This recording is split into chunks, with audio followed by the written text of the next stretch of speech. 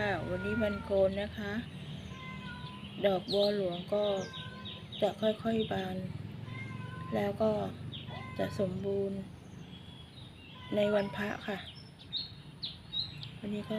ค่อยๆทยอยนะคะกลีบของเขาร่วงมาแล้วค่ะแล้วก็เนี่ยค่ะกลีบบัวค่อยๆร่วงมาแล้วค่ะ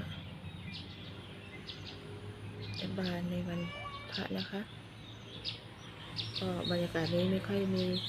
น้องแมวก็ใกล้คลอดร้องตั้งแต่เช้าตอนนี้ก็ยังไม่หยุดค่ะร้องจนหิวน้ำแล้วค่ะ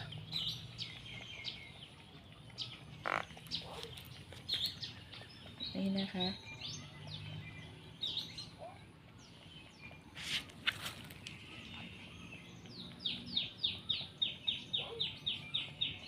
ปกติน้องแมวจะดื่มกินน้ำที่หลังบ้านค่ะแต่วันนี้ไม่รู้นึกยังไงไม่กิน